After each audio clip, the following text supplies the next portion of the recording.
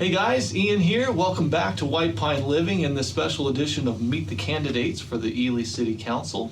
I got my friend Ernie here who's come to join us today, and I think we're going to have him on for some more episodes. This guy has got a lot, just a wealth of knowledge about our city and about the great things that have happened here. And let's talk about that a little bit. How long have you been here? Well, I was born and raised here. I was educated in Ely grade school and White Pine County High School, and then I continued my education at the University of Utah. Wonderful. Wonderful. That's awesome. What did you study? Well, architectural design and city planning, and my minor was economics. That seems appropriate for what you're running for. Well, I've always been interested in that, and I worked in city planning when I left the university, finished at the university.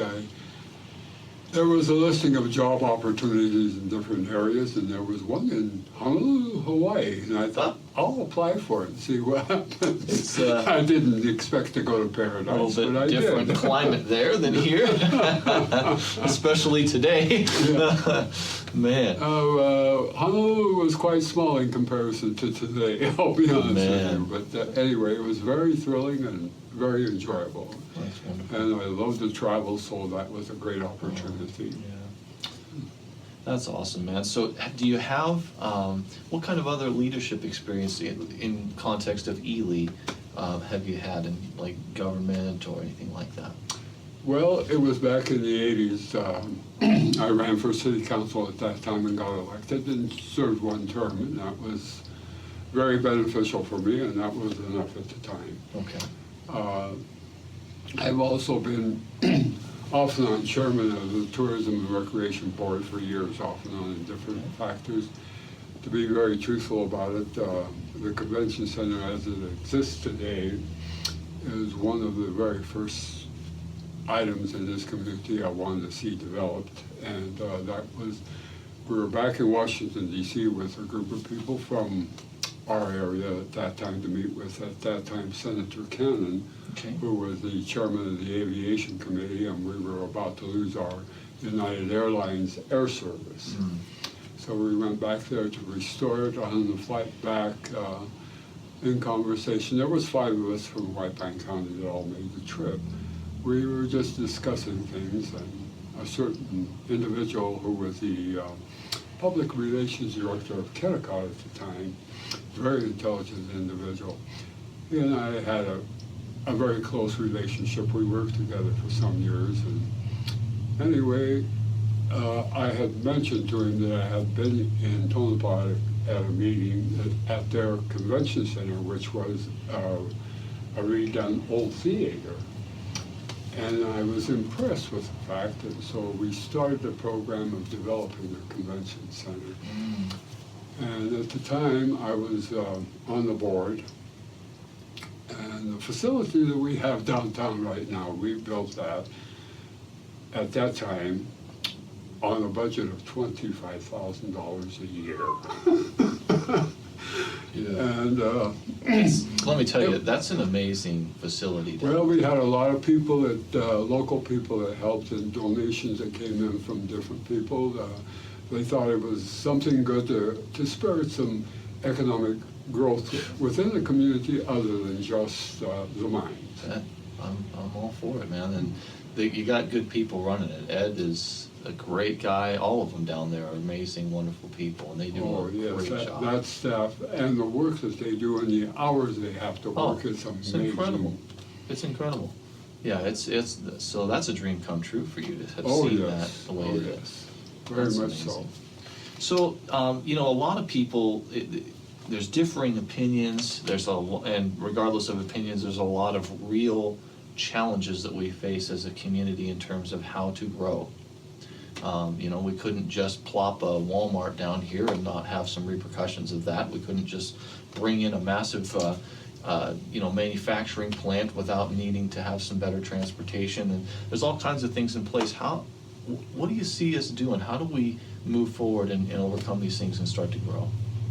Well, I think what we have to do is we have to sit down and I'm going to use the word community. It's one of my favorite words.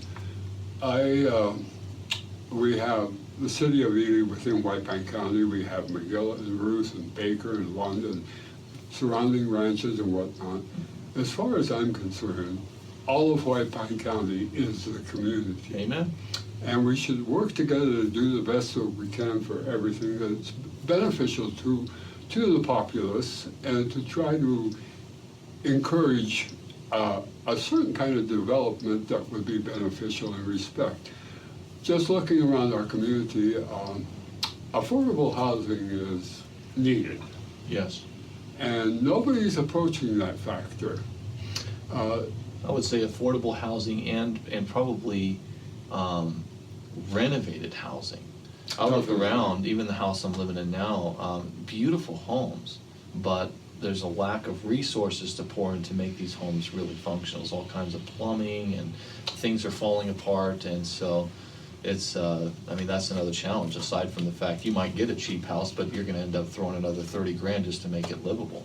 Well, the thing about it is, you gotta remember, a good percentage of those houses are from the early Oh, they're 1900s. old. They're old, yeah. They're beautiful houses because of that too. They're But really great. just as a part of a historical fact that you happen to mention about a good percentage of the homes that have the old pipes and everything else into Uh-huh. it.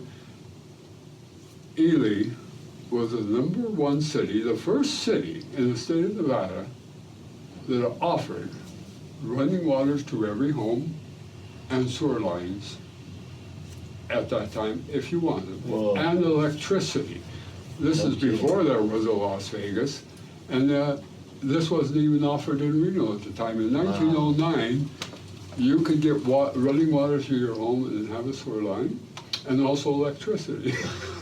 Wow. Other locations didn't have that option. That's amazing. That's what our forefathers did for us. But Wow. we are Sometimes I not feel like some of that following suit. original infrastructure is still there. It is. Oh man. Oh jeez. Yeah, it is a blessing and a curse, because it's really, the historical value is super neat, but keeping up with it's kind of pricey. But you know what? The more that we're able to grow as a community, that begins to change our financial will situation, change, and we can deal with will. that. So do you see, where do you see us going with that? Do you think that tourism is a way to go for that?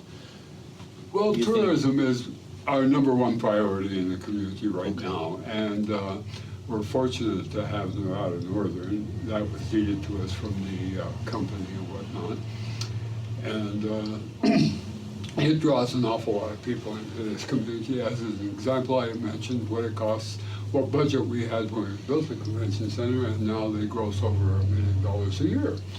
So that's quite an improvement. That's great. That's And I amazing. would say a good percentage, probably, I wouldn't want to quote a percentage, but because of the train in Nevada Northern, especially the Polar Express that draws people in Yes. here, is amazing. So Yes.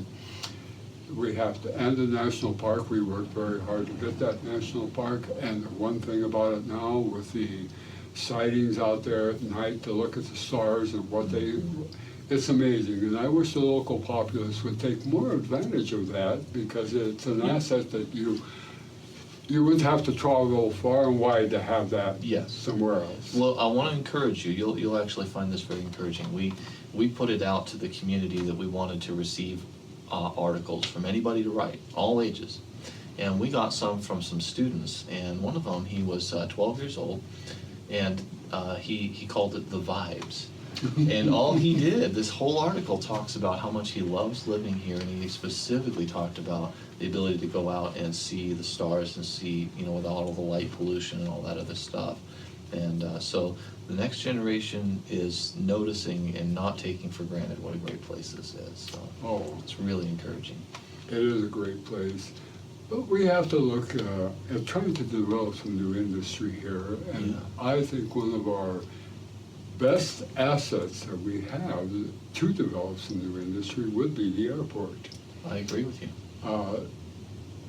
Some years ago, the U.S. Postal Service was going to look to move from Oakland, California as one of their destinations for mail exchange flights and whatnot, and they wanted to go to Reno. And Reno turned them down because they didn't have adequate runways or parking for their airplanes and everything else. And of course, the U.S. Postal Service would be paying a minimal landing and takeoff fee, but there is no passenger service or anything else. So large commercial airports cannot thrive on that type of business. Correct. And so I saw the article in the paper, read about it, so I contacted the person in Reno about that. And he gave me the name of an individual at that time back in Denver, Colorado, who ruled the West operation of U.S. Postal Flight Service for the Postal Service. So I contacted him and made an arrangement to meet with him, and I flew to Denver to talk with him. And when we got there, he says, okay, he says, now where is this town you're talking about? So he had the map there, and I pointed it to him, and he said, oh.